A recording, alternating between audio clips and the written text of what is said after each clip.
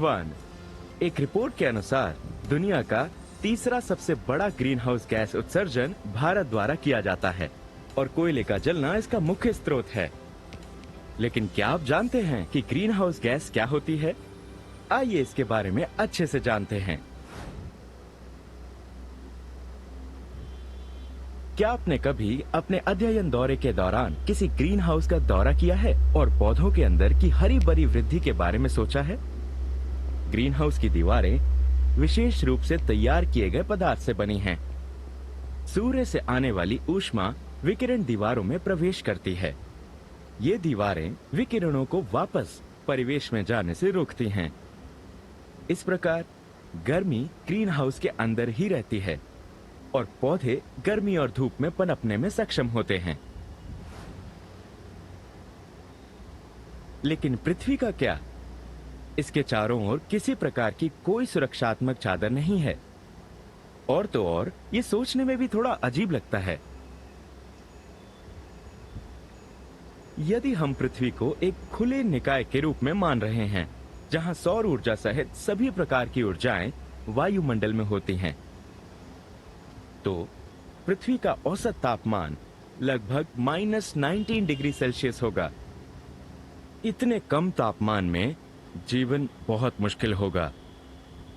हालांकि वास्तव में पृथ्वी का औसत तापमान 15 डिग्री सेल्सियस है, जो जीवित प्रजातियों के जीवित रहने के लिए पर्याप्त है।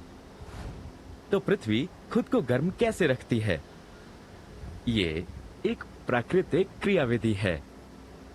वायुमंडल में मौजूद कुछ गैसें एक परत बनाती हैं जो ऊष्मा ऊर्जा को रोक लेती हैं और इसे वायुमंडल में जाने से रोकती हैं। वास्तविक ग्रीन हाउस के सादृश्य के रूप में हम इन गैसों को ग्रीन हाउस गैस कहते हैं और प्रभाव को ग्रीन हाउस प्रभाव के रूप में जाना जाता है।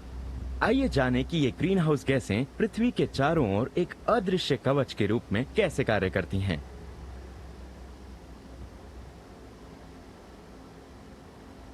यूवी और दृश्य प्रकाश किरणों के रूप में सूर्य की ऊर्जा, जो अपेक्षाकृत कम तरंग दैर्ध्य की होती है, पृथ्वी द्वारा अवशोषित कर ली जाती है और पृथ्वी की सतह गर्म हो जाती है।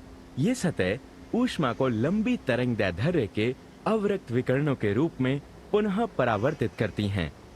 ये विकिरण कार्बन डाइऑक्साइड, मीथेन, जल वाष्प और ओजोन जैसी ग्रीन हाउस गैसों के अणुओं से टकराते हैं, जिससे वो कंपन करते हैं। इस घटना को विकिरण के अवशोषण के रूप में जाना जाता है।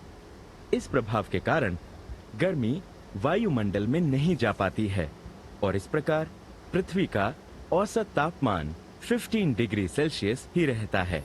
हालांकि ध्यान दें कि ग्रीन हाउस के प्रभाव में वृद्धि ग्लोबल वार्मिंग की घटना को जन्म देती है, जो पूरी दुनिया में एक प्रमुख पर्यावरणीय चिंता का विषय है। सारांश: ग्रीन हाउस गैसें पृथ्वी के चारों ओर एक अदृश्य कवच के रूप में कार्य करके अवरक्त क्षेत्र के भीतर ऊष्मा ऊर्जा को बनाए रखती हैं। पृथ्वी के औसत तापमान को बनाए रखने के लिए ग्रीन हाउस गैसें बहुत आवश्यक हैं। लेकिन ग्रीन हाउस का प्रभाव बढ़ने पर ग्लोबल वार्मिंग भी बढ़ जाती है।